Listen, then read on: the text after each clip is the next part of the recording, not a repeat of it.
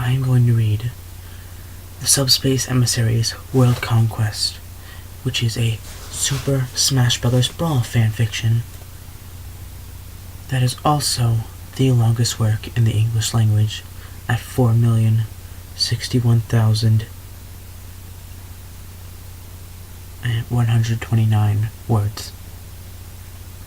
Let's begin.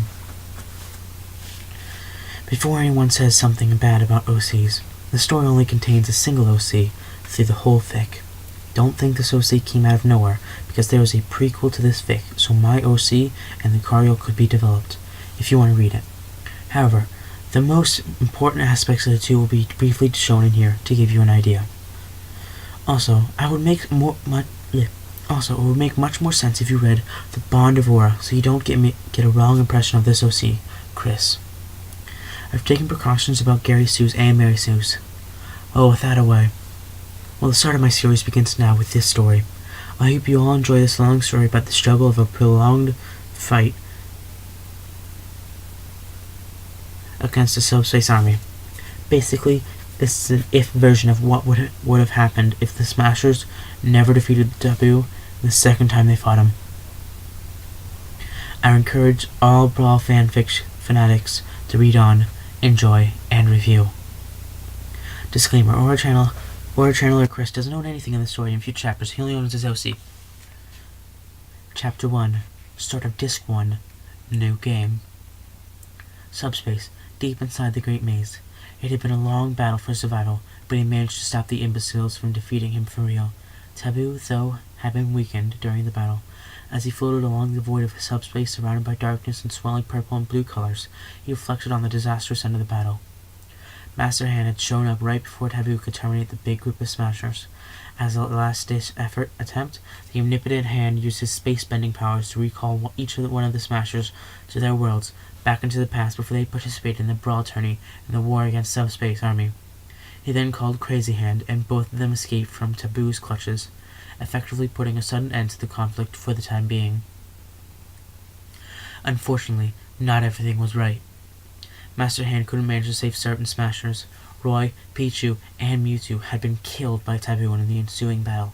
Furthermore, Rob seemingly betrayed them all by siding back with Taboo. It had become a huger disaster once Mr. Game & Watch had been caught once more. There was more. An unlucky Smasher was captured in his trophified state. Master Hand didn't manage to save that one Smasher, much to his chagrin. Taboo kept him as a prize, but he used his unrequited help very soon. Taboo grunted. It felt like an empty victory against the Smash Force, but he could at least relax and recover his power. As he pondered about what to do, a figure rolled into view over the cracked black floor of purple outlines. It was Rob, rather, the ancient minister, wearing his clothes. The robot was alone, with the biggest threat the universe faced, but there was complete and absolute trust between the two of them.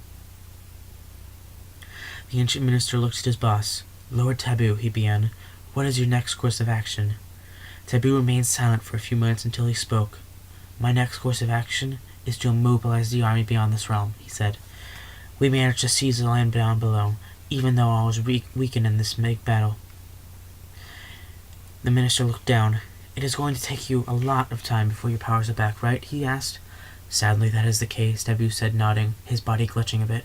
But until then, no one can reach us. It is dangerous for anybody to enter this place knowing that I rule it. I will muster up my power to create an ideal place for our base of operations. You, however, will be in charge of the outside world. The minister looked up and nodded. Yes, I will gladly resume control over the facility, he said. Just give me the word and we shall move out. I had my eyes on the other worlds, Taboo said. The worlds that those accursed Smashers come from. I wish to conquer them all before they even have a chance to reunite and assemble their force, he explained. Once we have gathered enough worlds, we shall move on and conquer the biggest one there is. What? The minister said. Oh, you mean the rumored real world? Yes, you catch on very fast, Taboo said. It is the real world that is the real prize beyond the entire war. These fools do not even know about the real world existing, but they are missing the big picture, he turned around. Ancient Minister, begin preparations to invade one of their worlds. The facility is slowly being taken out from the subspace. I want a subspace bomb to be deployed in Nessa's world. The minister nodded and turned around, moving away from his boss. "It shall be done," he said as he vanished in the darkness. "And so begins my long struggle to work with this person once more," the ancient minister thought to himself. "This isn't the time to rebel again. I need to find the right time." The Gathering Saga begins. Real world. Chris's house. Living room. March 9th, Sunday, morning. Behind the scenes of the big war in another entirely different universe, the real world was safe from getting into a big fight of epic proportions. Life continued in its Pacific time of peace. Today, however, was a time of rejoicing. A particular teenager with a big secret hidden inside the walls of his semi-luxurious home entered his home, carrying a bag holding a game he had purchased that very same day. It was the release date of the game, Super Smash Bros. Brawl, and he was greatly looking forward to play it along with a very special person who took residence in his house half a year ago. He had paid the reservations in full as soon as the announcement came to the internet and the general media. Sighing, the team smiled to himself and looked around his house, trying to find his special guest. "Hello, I'm Chris. I'm a 16-year-old teen. You're getting this far, right? Okay, I'm just making sure. I'm a 16-year-old. I have short black hair, and you could say that I look Hispanic due to the color of my skin. Truth be told, I am Hispanic. But yet I live in the U.S., specifically Los Angeles, California, in a house where I rule upon my lonesome due to some rather unfortunate decisions I've done in the past. Well, not exactly alone. I have someone special here who has taken me out of my horrible curse of solitude. That someone is really special, because he's not a person you expect to find around the city, or for that matter, in the entire world itself. Let's talk about me before you decide to hog that person, okay? Firstly, let me tell you this. I'm an honor high school student who manages to keep a balanced life with studying and playing video games. I'm a huge video game fanatic, but I look beyond video games. By that, I mean that I care about the love and effort put into every single game I've ever bought. I enjoy the story and the characters besides the gameplay. In fact, I learned so much about the value shown in some games and inspired me to find something good in real life. As you couldn't tell, I'm a high school student with an everlasting dream to discover what I'm good at. And that's basically it about me. I'm an ordinary high school student living a pretty particular life due to that person I mentioned to you. The teenager couldn't find the person in the house. Looking around, Chris shouted, "Lucario, I'm home." On the second floor of the house, a figure entered the terrace's entrance. His black feet touched the white tiles on the floor. A deep, gruff voice then said, "I'm up here, Chris."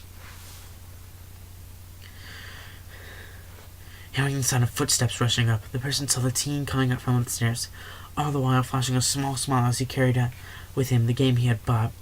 If the situation had taken place half a year ago, Chris would have screamed at the sight of Lucario in his house. Alas, this is not the case anymore. That special person I mentioned is a Lucario. The teen and Pokemon approached each other, and the first looked up at the towering Pokemon, looking down at him with a smile.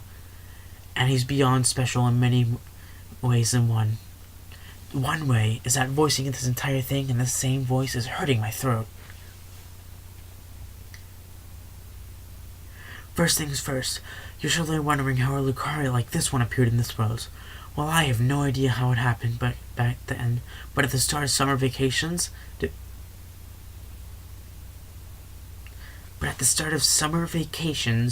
during a rainy night, a lightning bolt sprawled over the floor because...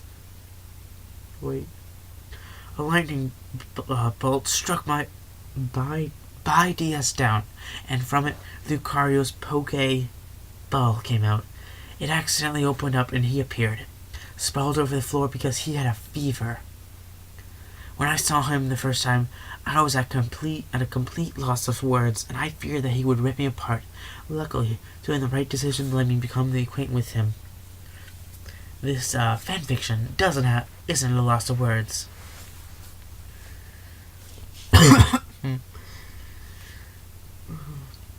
It was a long struggle for me to get him to like me. He was very oblivious Pokemon who knew almost nothing about life. Fortunately, this Lucario can use telepathy to talk. Pretty sure Al can do that.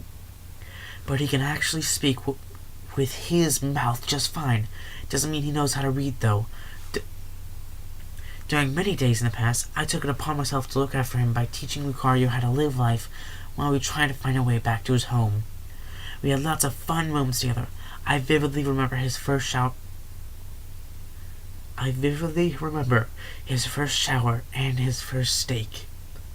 Why those two specific things, Chris? But still, he longed for his dream to reunite with his real trainer.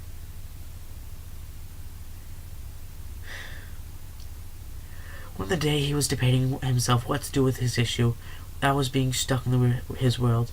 I cried out, and after a while, he had turned around and he also cried. What? Without warning, he embraced me and yelled out, "I don't want to leave you like this. You're my real trainer." And ever since that fateful day, my solitary life changed forever, for the better. I was a teen whose parents worked away from home to assist important corporations with revolutionary ideas. We won't tell what those revolutionary ideas are, or those corporations. I didn't know much about what they do. But they're almost never at home. That made things easier for me to raise the special Lucario as my loyal Pokemon. You see, this Lucario is not normal. He's 6 foot 7 inch foot tall. He's a 6 foot 7 inch foot tall Lucario. I'm just 5 foot 5 inches. My head only reaches the murderous weapon that was his chest spike. "Oh no," Chris said as he accidentally let go of a bag, slipping down on the white couch. Lucario immediately stared at the direction the item slipped down into. He bent down a bit and lifted the couch with a single hand. Our couch was heavy to carry for 2 people. But the Lucario didn't struggle a single bit. "There it is," Lucario said, looking at the bag. Somehow the bag slipped under the couch.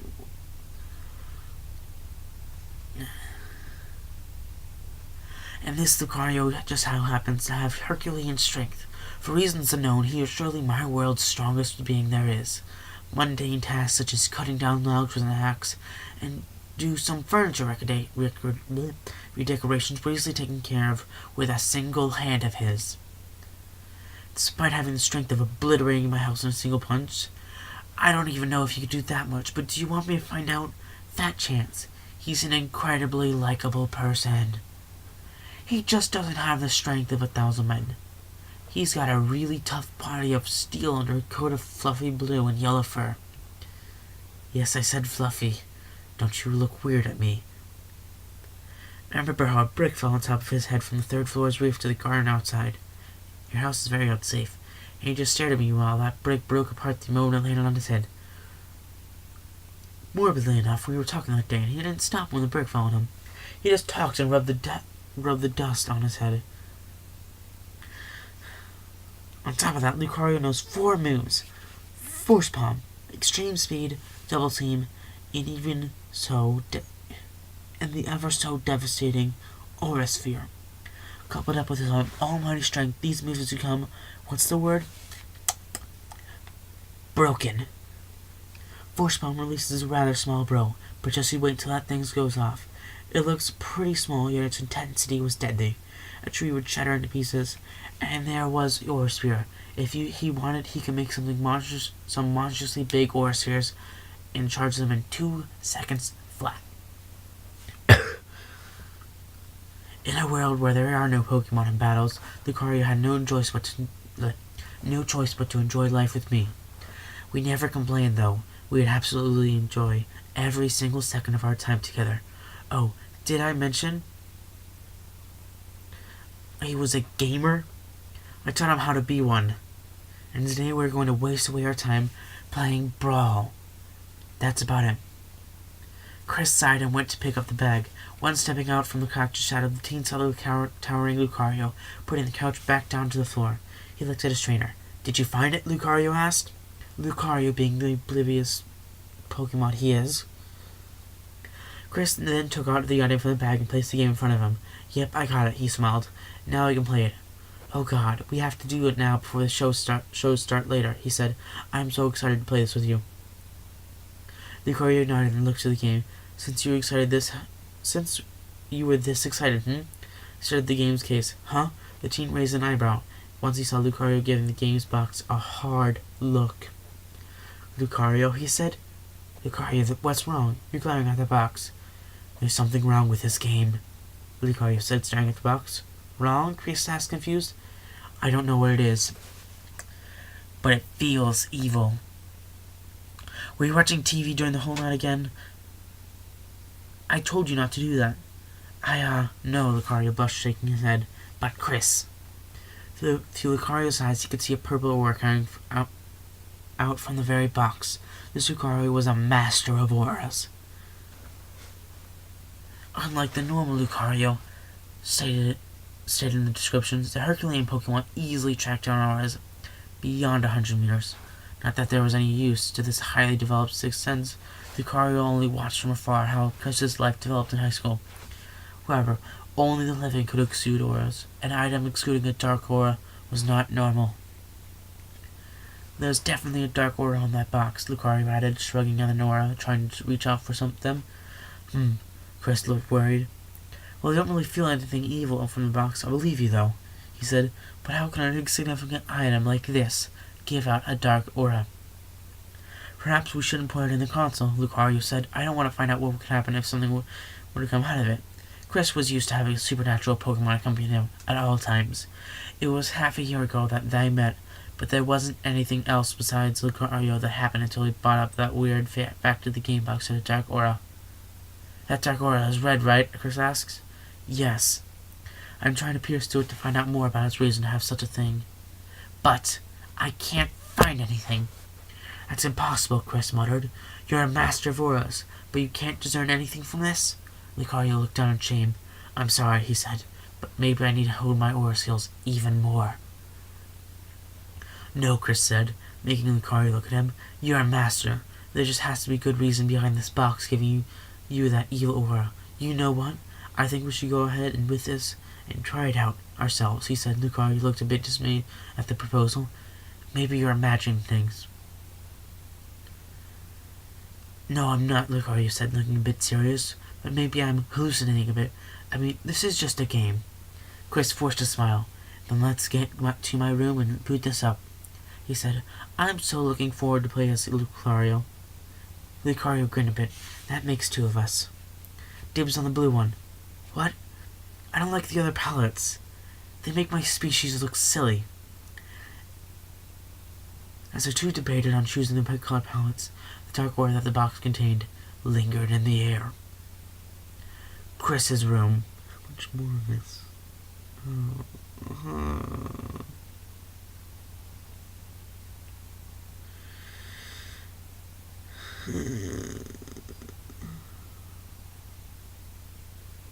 Chris's room. Chris's room on the first floor was very clean. The teen, though, was not the one who had cleaned it up. It was his dutiful Lucario who had looked upon himself to put a game cases away on the lower left shelf corner of the room, on a neat pile of ordered stacks of video games. Next to the closed closet, the bed in the upper right corner was neatly made up, facing sideways at the HDTV on the upper left corner of the room. The two house residents entered the room. Lucario sat down on the bed as Chris went over to insert the disc inside his Wii. The Aura Pokemon turned the TV on. The box stopped reading the ominous order, Lucario could tell, but now the dark order came from the disc itself. See, nothing seems evil or something, Chris said as he then inserted the disc inside the Wii. The TV came to life with a friendly warning. Grabbing a nearby Wiimote, Chris went to sit next to Lucario. He moved the pointer over its game channel. Seriously, nothing has happened. And then he selected the game screen. Irony was on Lucario's side. As soon as Chris wanted to boot the game, the Wii turned off. Oh, how evil. Chris remained silent as Lucario looked down at him. I told you before that something isn't right, he said. Huh? Why isn't the game starting? Chris said. You don't really think the evil aura you saw has something to do with this, right? Lucario nodded as he said, It must be that dark aura's doing. Then There surely was some logic behind that didn't involve the dark aura. Chris rubs his chin as he pondered on the issue. Maybe those rumors about the disc being made as a double-layered disc were true. I think I put my Wii in the wrong place where dust gathers the most. Lucario could see that his trainer didn't want to believe it, so he tried to support that thought. I hope so, Lucario muttered. That's weird. Let me check it. Chris approached the Wii. He approached his right ear to listen to the disc spinning inside. There's a weird sound coming from inside the Wii, and suddenly a purple light came from where the disc slot was. Chris looked at it, and Lucario glared at the light. Hey, what's that big deal here? I never saw him mention a purple light in the manual. He was suddenly pulled back by a growling Lucario. The arm poking his trainer under his left arm as he showed his fingers at the light. Lucario, what's wrong? Lucario is carrying Chris like a football going like this. The dark Oreo. The dark aura is growing, Lucario said. I don't know what's going to happen, but we better brace ourselves. So let me tuck you into a football. Chris was so unfamiliar to listening to such an order that he looked frightened. But with Lucario capable of carrying a couch with a single hand, he felt protected. The light shone brightly and a force pushed Chris back. He was being held by the big Lucario, so he avoided being flung away recklessly. Ugh! Are you alright? Lucario asked, looking down at him. What in the world is happening here? Chris asked in horror as he saw the light illuminating the whole room. Please don't let it explode, because there are no Wiis in the store. Yes, that's what you should be worried about, Chris. Would you stop minding those things? Lucario asked in rage. This is very serious. I can't even tell what's going on. It's because it's a blinding light, Lucario. I don't think anyone could tell. At least I could take care of everything here, Chris said. He desperately tried to break the shadow from some potentially hazardous purple light. Not like you, Mr.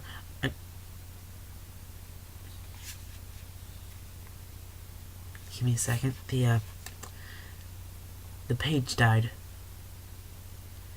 Not like you, Mr. I break the Wii remote because I failed to pass the final boss. Suddenly, purple lights came from the disc and they started to fly in a circle in the middle of the room. Both of them looked shocked at the whole event happening just in the morning and in their room. If it was just the morning, that would be strange. But also in their room.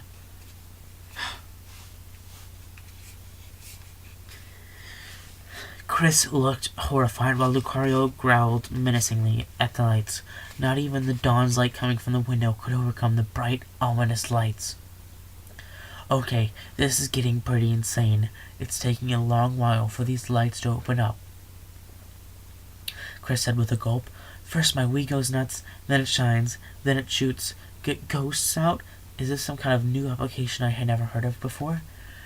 Yes, it's iParanormal. You see, when you poke your iPhone up to the Wii, it shoots ghosts out like a slot machine. The Orb Pokemon frowned in his trainer's suspicions. I told you, Lucario began as he growled silently at the lights. There was something wrong with it. Surely Lucario could do something useful. Strength is not an option, but perhaps it... Okay, I'm not even halfway through. Strength is not an option, but perhaps he can manipulate the lights using his aura.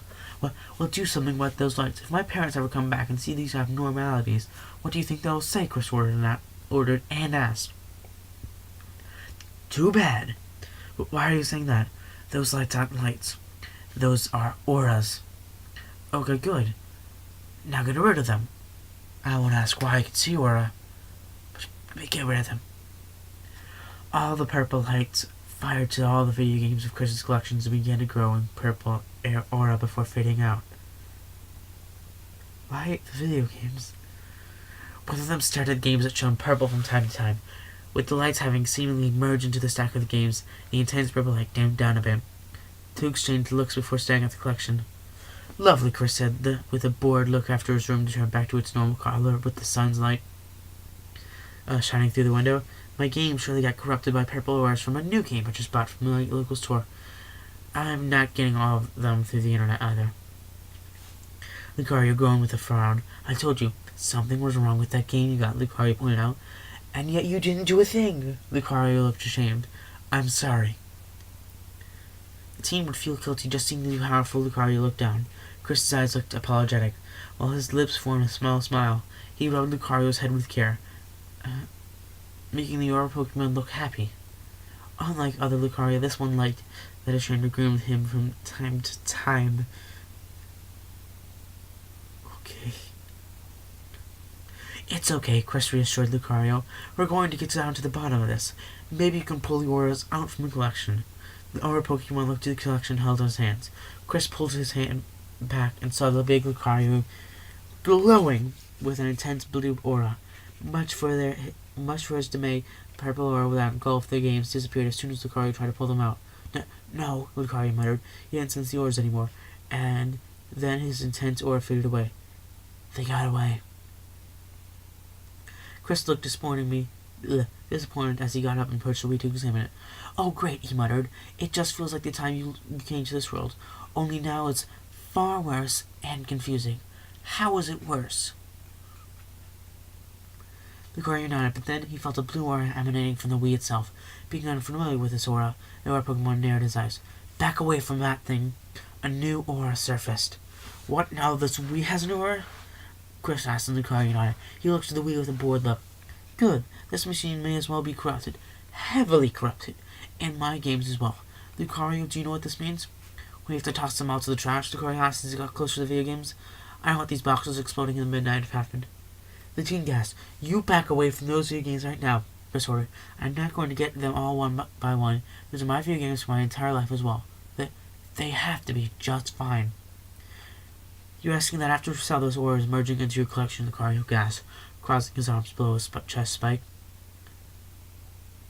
Sensing the Wii's aura shaking, the Aura Pokemon gasped. Chris, look out! Suddenly, the Wii's disc slot was shining again, but instead of purple, it was a yellow light. The teen gasped and backed away from the yellow light, grabbing his chest as if he was getting a heart attack. His beautiful Lucario went over to shield him. Lucario consciously liked the fact that he was protecting his dear trainer during these confusing times, but he shook his thoughts away. It was far more important to keep Chris safe. Chris looked at the light and groaned loudly. Ah, God, it's seriously messed up this time, he said. Right after, the yellow light vanished. As Chris blinked confusingly yet again, Lucario could still see the blue aura engulfing the Wii. The aura is still there, Chris. It'd be best if you don't approach it. Lucario, hand me the phone. Grimacing at the weird aura, Lucario asked him, Why? I'm calling Nintendo.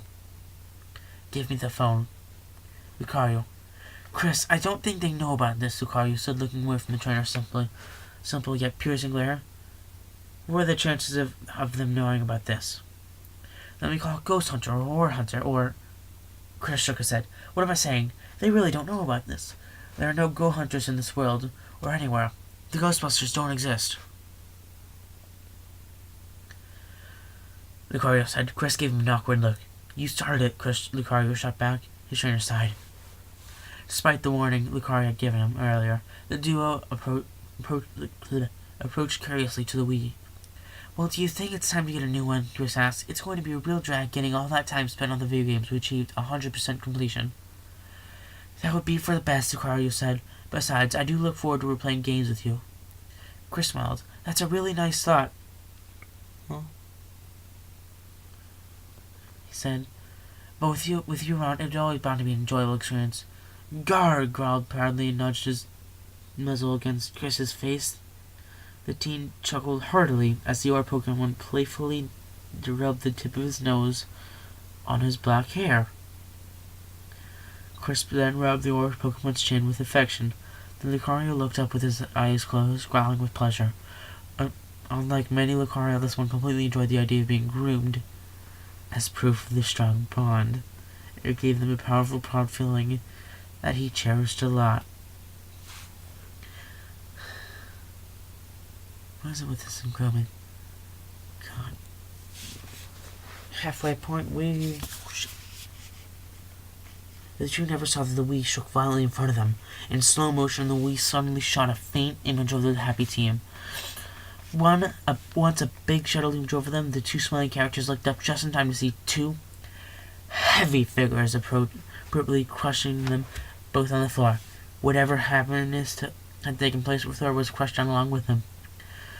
Under the two foreign bodies, Chris's right hand stuck out, its fingers wide open as trying to reach out for outside support. I had a good run, Chris muttered under his bodies. The bodies were not normal. They weren't normal people, but rather two disembodied white gloves. They weren't even people.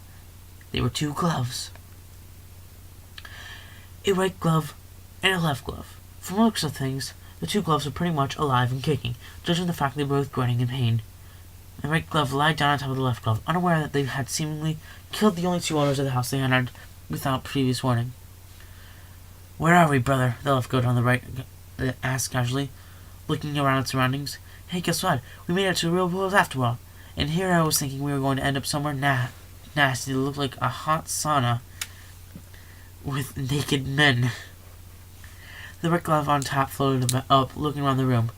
The walls had multiple posters of several video game characters that he knew very well. "Oh, good," he said. "It looks like we got into the right place at the right time." The left glove was lying down upside down on his back. "Check this out," he said as he felt rumbling under his body. "The room has a massaging floor." The right glove looked down at him. "The floor isn't shaking," he pointed out until a loud roar came under his companion. He backed away at the intensity of the roar, seeing the window behind his breast shook. "What in the—" "That deep, gruff voice sounds kind of familiar," the left glove said as the blue aura shone underneath his body. "But this one sounds a hell deeper." "Wait a minute," he said as he looked around down below. "What the—" The infuriated Lucario, to his full height, lifted the big white glove with a flaring right hand. Growling, Lucario tossed the left glove aside to let his trainer gasp for breath. "Air, oxygen, how I missed you both," Chris said in one relief as he got up with Lucario's help. The two parties then stared at each other, falling in silence. "Oh!" the right glove stared along at the towering Lucario. "Oh my goodness," Chris muttered, staring at the floating glove. There was no doubt. Chris and Lucario saw before their eyes no other than Master Hand and Crazy Hand. The two bosses were not even in their minds, thinking other things that took much more importance. The two gloves had come out from Chris's own Wii for sure. There was no other explanation. Then Chris remembered something crucial. "Wait a minute. Aren't they supposed to be bad?" he asked him behind his spoken one. "Lucario?" "Grr!" Lucario growled furiously as his body caught up with a powerful aura. His eyes even glowed yellow. Master Hand screamed in a high-pitched voice as he saw Lucario holding his open palm, creating a rather big aura sphere that violently shook with destructive power. "Aha!" Master Hand screamed. "Calm down. We're not bad, I swear. We were in dire need of help. Don't let that dog of yours blast us. Even though we know exactly who it is, what it is, we're going to call it a dog anyway, 'cause screw you and your imagination." Also basic logic. It was incredibly weird to see someone like a big floating hand begging for mercy. There was yellow eyes. Lucario's mouth opened a bit as he detected two hands' auras were blue instead of red. However, he didn't want to take any chances. Lucario didn't read their thoughts as there was some sort of mind lock that prevented him from dwelling in their minds. He could break that part of the lock if he put some extra effort, but it was obvious to him that they had no ill intentions. Thus Lucario's aura, intense aura faded away for a second time, along with a big aura sphere. Seeing this, Chris asked, "Lucario, why did you—" "They have blue auras." "Blue auras?" Chris trailed off. You remember that Lucario taught him a bit about auras. Blue auras belong to good people. Red belongs to bad people. Therefore, if the gloves had blue auras, it meant they were good people. They're good then. "Yes," Master Hand said, making the two look at them. "Geez, how lucky are we that there was another Lucario in this world. But," he said to the wary Lucario, "how on earth did this one get here?" Feeling that the situation looked awkward, Chris sighed. I don't think this is a good place to chat," he said. He felt unsure around the two gloves inhabiting his house. "This is a very interesting and confusing event to me." "Huh, we think alike," Master Hand looked at the worried teen, "but it looks like it's going to be safe to explain everything to you two." "I assume the initial shock of having a big Lucario like the one you have makes things easier for the two of us." "Not really," Chris admitted. "He at least looks like a real person. You two, on the other hand," Crazy Hand floated up, startling the teen. "Other hand, we've got a second brother?" he asked, sounding excited. "Oh, those puns. You You...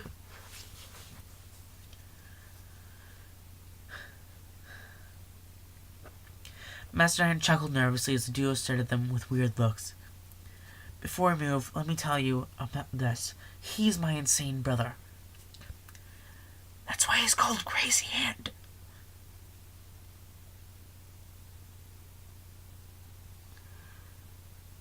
He's technically the only person I can look after to avoid feeling alone, you know? He drives me crazy many times, but we're still brothers. Crazy Hand turned around and looked at him. Oh, hello, he said, forcefully shaking Chris's hand with 2 fingers.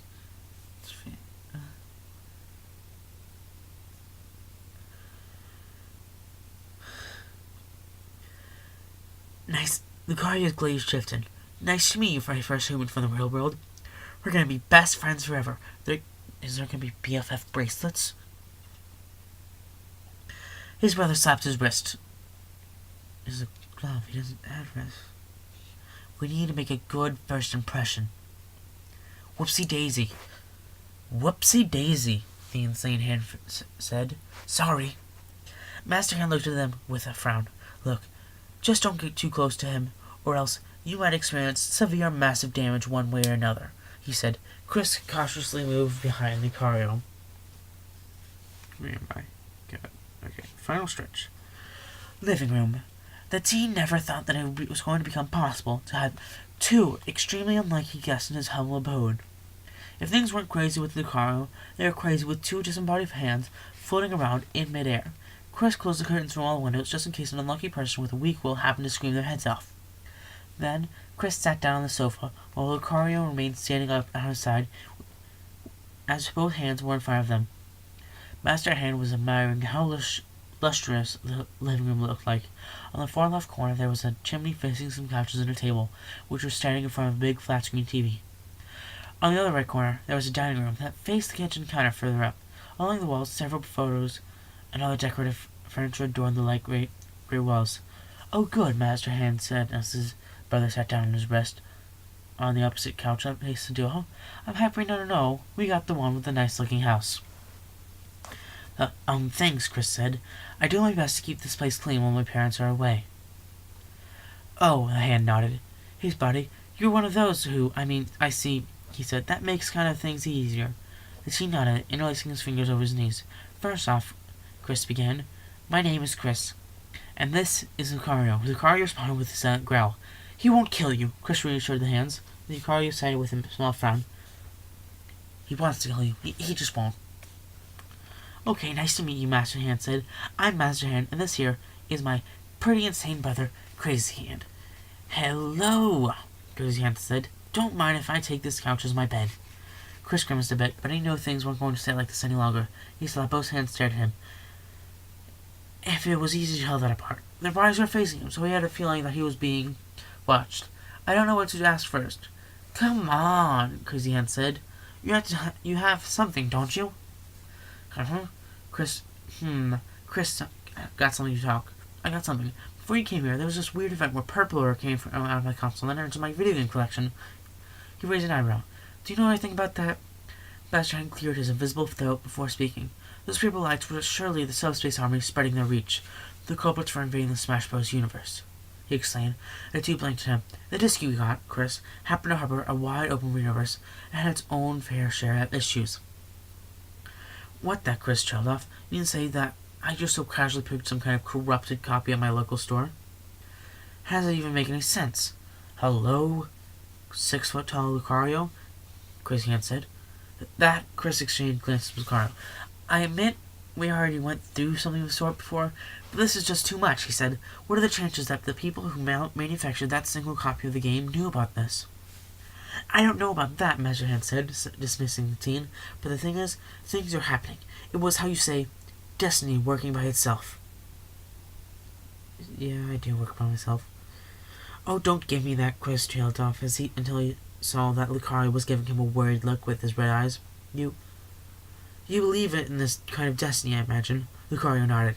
Yes, he said. The two of us never find out how I even came here. I guess you're right, Chris muttered, recalling the vivid event from half a year ago.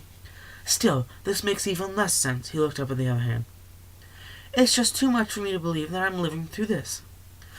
Master Hand sighed. Look, Crest, he began. You're going to break a blood vessel if you think too hard about that. You need to concern yourself with information I want to give you to you first. He saw the teen shaking his head. I know it's pretty incredible, but it's happening. That's all you need to know about the situation on a basis. Oh, Chris grunted a bit. Okay, I'll listen to your story then, he agreed. So you're saying that, this subspace army is trying to conquer the worlds, Master Hand said, the duo widened their eyes. The army's main goal is to conquer any worlds they come across using the subspace bombs. Chris was utterly miffed by the truth. Okay, that sounds so scaring. I'm running out of breath. But how did you two manage to get here?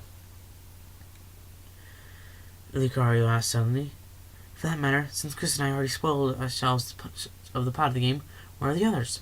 Master Hand chuckled nervously. You see, there was this big fight against Taboo, the leader of the Subspace Army, he said. The fight was supposed to be the one, though, and would end his defeat. Yet it never happened. He looked at the ceiling.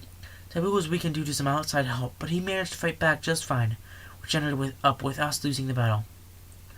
Chris looked away into thought. You're saying that the supposed final battle ended on a bad note? He asked, looking sideways at his hands. And that's how things spiraled out of control? Oh yes, they did, the sane hand said. You see, he barely managed to escape safely thanks to Crazy Hand here. Crazy Hand waved his body at them. Using his help, we used our powers to pull all the people involved in the fight back to their worlds of origin. With the added fact that we manipulated their memories so that they wouldn't remember anything that took place during the entire war plot. Wait, why? Why would you do that? I'm the hand of creation, the hand said. I can't heal people. I can only use my powers to bend reality to my will. So just bend it so they're healed. That's not that hard. So then I was desperate during that confrontation that I had no choice but to return them all to their worlds. If they went back in time with their memories intact, it would create so many nasty outcomes for their individual stories. Chris looked back to him, bewildered at the statement. You tossed them all back in time, he asked. Yeah, the hand trailed off. I did it so they could have time to prepare themselves for their worst part at this point in time. Because I'm not that good at time-bending powers. However, I guess I overlooked a few mistakes in here and there that might have pulled them off further back in time. Oh, Chris muttered in a low tone. You saw those lights going to your games, right? Well, they're going in after them, the hand explained. Taboo still has some reserves and he's using them to put an end to them. So Crazy Hand and I fled away, and then I returned. Remember that this world exists beyond our realms, he shook himself. I didn't want to go recruit other people and drag them into this mess because the army was also hunting the two of us down. The two put two and two together and gasped. Wait, there's a whole army coming into my house? Chris asked. Something aura waves of desperation. Lucario bared his fangs. No, the hand reassured him. They can't easily barge into this dimension. They need to have enough space to power up Taboo, so he can invade this place. Luckily, he's very weak at the moment. Chris grabbed his chest as he calmed himself down. Phew, he sighed as Lucario calmed down as well. Sorry for the outburst. I exhausted that. So, anyway, that's not the end of the story. There's more? Lucario asked. There were other small accidents as we fled. There are casualties? Casualties, Chris wondered. You don't mean people got killed or something, right? Well, the hand trailed off. Roy, Pichu, and Mewtwo gave their lives in the battle. Exclamation mark. The two responded with hoarse breaths. Lucario blinked and shot while Chris covered his mouth. Good. It is a very shocking scene to be sure, the hand muttered. Mewtwo fought with all his might until Taboo pierced him with a spear. Roy yelled and tried to help him, but then Taboo sliced his body and left a very mentally scarring wound that ran across his body. And just to clarify how evil he was, we want to make sure you know it's the bad guy. He saw Pichu shivering in the corner and probably obliterated him with a laser. My God, Chris muttered as he shook with fear. This is unbelievable, he muttered. To make a point, Mewtwo did a lot of help, Master Hand said. He's a legendary Pokemon of sorts. I mean of sorts. But Taboo went all out and overwhelmed him with a spear. Lucario looked away. I wished I could have met Mewtwo, he said, but it never crossed my mind that Wait, Roy, Pichu, and Mewtwo? He looked back. Those are melee characters that didn't make it to Brawl. How did they even... The hand interrupted. I forgot you guys think our dad conned those three kingdoms. Dad, what the hell?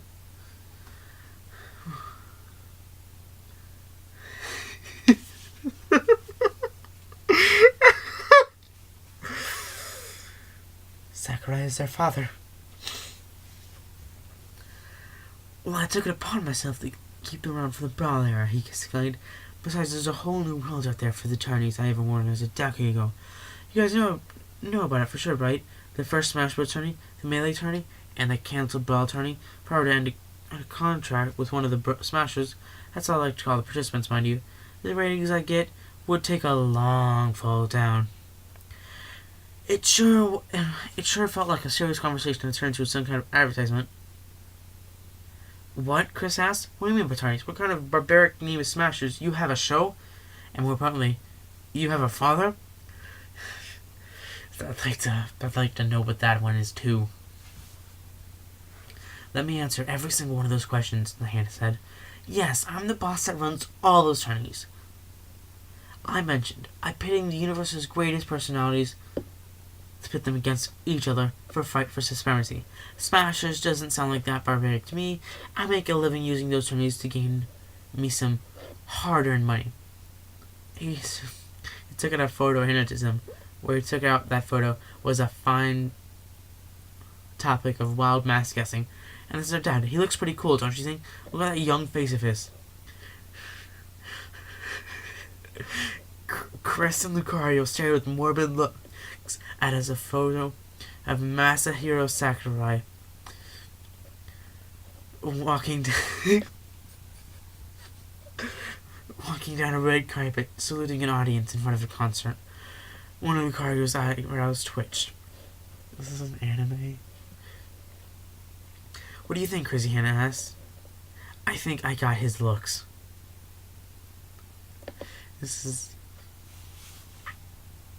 Seeing Grimace at the thought of the two disembodied hand, knowing full well that the creator of the games was this man, he decided to go along with the flow.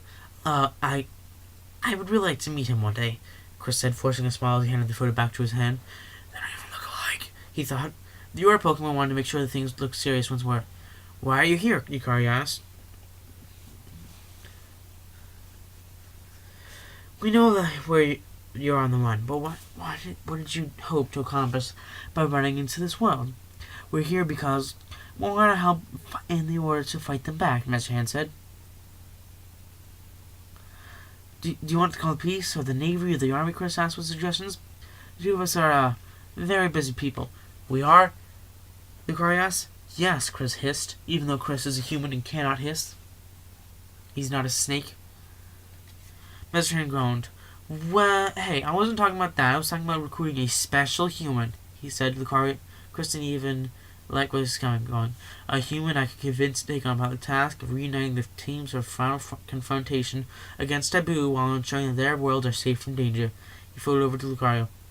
But screw that cliched fanfic idea. I found myself a better recruit than this guy. Oh, so it's meta as well. Me, Lucario asked, mildly shocked. Yes, the hand said. I can sense it from you. You're one big Lucario. Not at all, because you're 6'4", and, that may be, in fact, a big Lucario.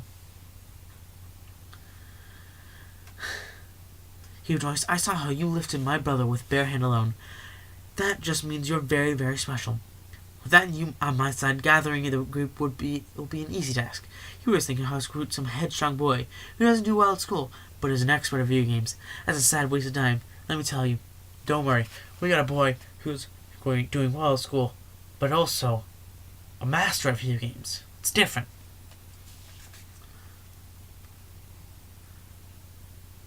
Lucario exchanged glances with Crisp.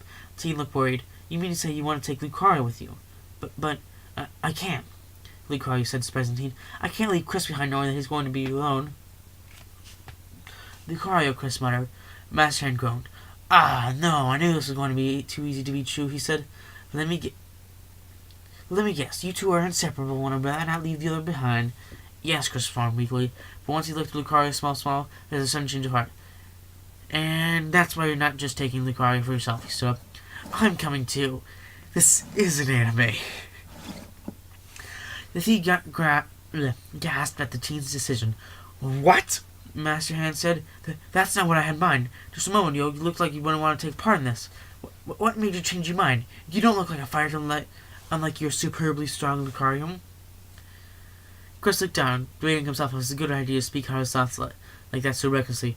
After hearing Master Hand's story, he had to use a small chance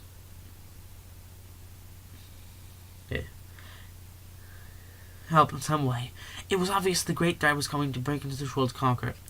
He just didn't want to let it all go so easily. I know, Chris muttered, looking at Lucario's worried expression. It's just that I'm thinking about your welfare, Master Hand said. Chris, I don't want to get you involved in this. It's too dangerous for the likes of you. Just because Lucario is too damn strong doesn't mean everything will go the way you want, Chris yelled, shocking the three of at his sudden outburst. He looked worried once again. And I can't just shrug this off and let Lucario go. I want to go and see what I can do. You sure you're not the typical headstrong teen with the dream? I'm not into fighting, Chris admitted. I'm a smart teen who works hard in high school. That doesn't fit my criteria too much, the hand said. Oh, well. Expect the unexpected, they say. But still. He pointed a finger at the teen, startling him. You might full know what you're getting into. You're entering a battlefield where anything happened. You might get killed off. Not if I'm around, Lucario said. He made a fist and engulfed an Oreo. Or an Aura. I'm Chris's Pokemon. He is my Pokemon trainer. I wouldn't want to think that he's going to get left behind doing nothing while I go out. Just as him leaving me alone doesn't bode me well. I look at this trainer with a small smile. I'm the strongest Lucario the world has ever seen. Using my power, I'll see that Chris pulls through without suffering. The teen smiled a bit as his Pokemon speech. Oh, now, I see how things are going around here, the hand said. It's a typical Pokemon beyond bond between a human and his Pokemon. Yeah, I've seen that plenty of times before, he grunted. Okay, Chris, this is the last thing I'm going to ask of you. Do you truly want to join the Smashers along with your Lucario? To fight against a Subspace army, knowing that you will be facing a danger a lot more than you've done in your life? Join the Smashers, Chris trailed off. That means you're working under me, Mr. Hand pointed out. With my leadership, I'll guide you through. I'll also pay you. Chris stared long at Lucario. I'm the world's strongest Lucario, he said, smiling wide. Why should I get worried about getting hurt up there? Chris, Lucario trailed off as he pulled his trainer on his left arm, nudging his muzzle against his head. The teen chuckled heartily and embraced him. Okay, that's kind of a moving scene. But there are things to be done around here. Are you okay that the two of you will be working with me? Yes, Chris said, nodding. Lucario releases great from him. I'll do whatever I can to support the team, with Lucario, of course. Master Hand turned away. Well, that's just going to make me some crucial decision for you, he said. Chris and Lucario looked away. I'll tell you once we're ready to send you off on your first mission of the day. Do we have to take a few items with us? No, it'll be case. He began floating away to Chris's room. Crazy Hand hopped up from the couch and followed them. The duo looked at each other and flat looks before following his hands. Oh, jeez, this is the final area. I can get through this. Chris and Lucario stood in front of Master Hand and Crazy Hand. Chris, Lucario, Master Hand began. We had to stop the Subspace army from conquering the world's My Smashers. He raised his hand. Our first order of business is to keep the world safe by disabling the Subspace bombs. It is also our top priority to gather them all once again when they're done with their plots and their games. Wait, Chris showed off. So you do know that you're part of video games? He asked. Lucario looked away with a bit of disdain. Lucario also realized this some time ago. Oh, it's nothing really, the hand said. It only matters that we live. To me, it's far more important that I can have a conscience of my own to be aware of. It's hard to tell, but he looked serious. For that matter, though, I forbid you the idea of ever telling anyone you came across the idea of the fact that the world's a part of video games. It's going to be a pretty big thing to them, I suppose, Lucario, I suppose. Yes, right, the hand said. The team doesn't even know about that. They'll react negatively to the whole idea if they were to find out. You better keep the secret covered and tell them that you came from other normal worlds. I don't care what you do as long as you don't disrupt their stories. Disrupting their stories, Chris repeated. It's unknown to me where you're going to end up, the Lieutenant said. I will take you to the closest location where the plot is unraveling. That means you'll be dropped off anywhere. You are expected to help the protagonists of any world with their issues while trying to find the army somewhere along the road.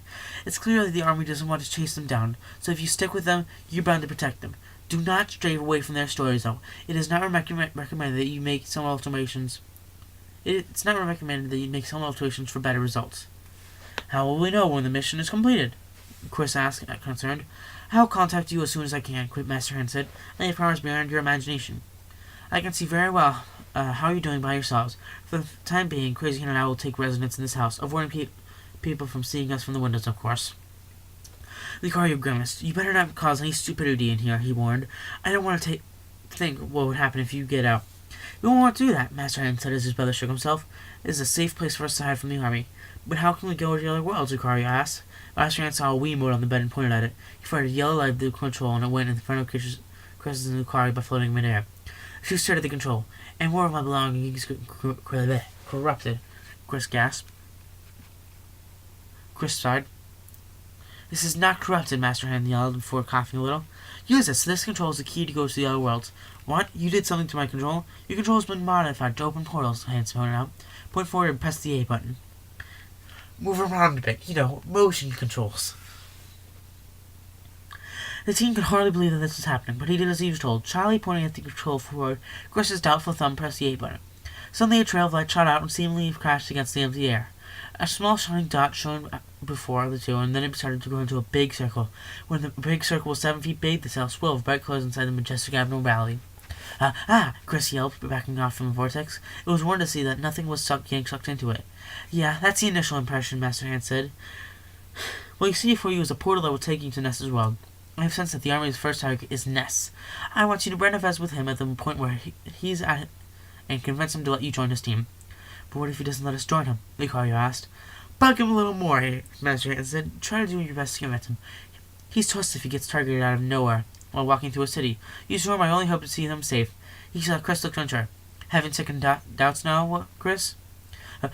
Chris asked before saying, well, look, because I don't want to see chucking rocks and sticks to the enemies while Lucario does all the fighting. The hands again raised his glowing finger. Let me give you tools, your tools for battle. My tools for battle. Chris couldn't say anything more before the hand shot him with a bright light. As Lucario watched his his doing.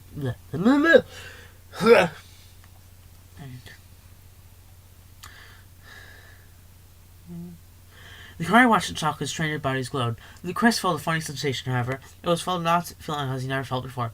And it was by no means a negative one, disguised as a positive one. He looked at his hand glowing briefly, and before he could see the light faded. What did you just do to him? Lucario asked. I gave him the job system. I got this from a world I was spying on, the hand pointed out. Basically, I give you the potential to gain a wild assortment of powers that will lack myself by this time by going while you fight battles.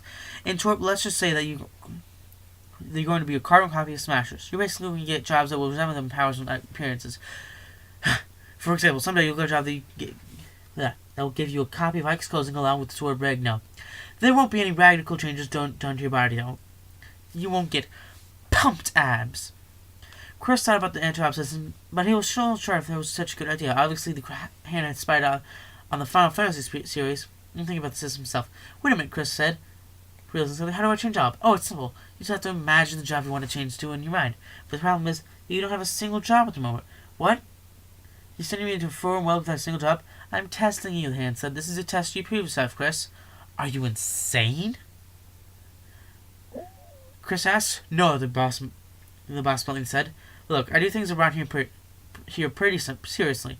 People that work under me are expected to work hard. You're a special case, however. I know it sounds pretty bad that I'm giving you almost nothing to fight battles, but I wish to see how you develop your fighting skill as you progress through this long adventure. I can tell you're not the adventure type, so I wish to see how the likes of you mature. Chris stared into pure disbelief as a hand for a few minutes until he sighed, scratching his right arm. I suppose that you're right on that. He noticed the Lucario patted his change back. I already said I was going anyway. Don't be afraid, Lucario said. You still have me to defend yourself. Lucario. I'll do everything in my power to help you out. Pokemon said with a small smile. Nothing would make me very proud than seeing my trainer fight by my side. Chris and I looked away and he blushed a bit. I can't really count on you, after all. Lucario growled and rubbed cheeks together with Lucario, making his trainer laugh for a bit. Okay, the Master Hand said, startling too. It's time for you to start the big mission together for us. Now, go into the portal and prepare yourself for multiple worlds full of possibilities and unique characters waiting to meet you.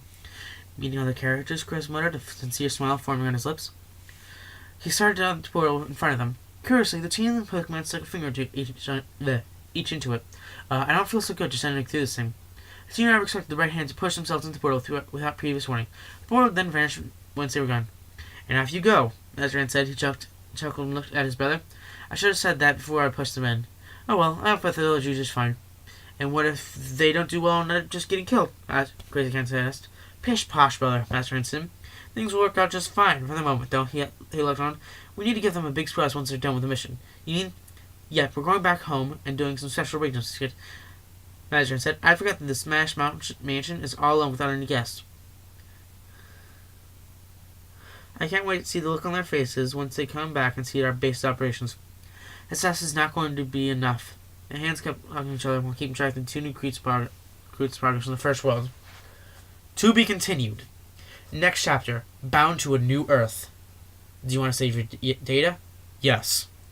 Creating new file data. Winters. Chris Lucas. And so the story begins with a good start. How good the start is to you is up to your review, though, and a few more things shall be addressed in the next chapters. More characters will come to you from time to time. You'll see conversations and battles in the incoming chapters, so please, I ask you to enjoy the read. I encourage all Brawl fanatics to review. And I am ending this here.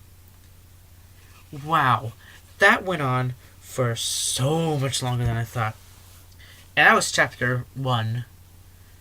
In a 220 chapter fanfiction that is still going. Never mind the prequel thing that it advertised. So come back next time to see more of this fanfiction and more of this torturous existence that I'm exerting on myself.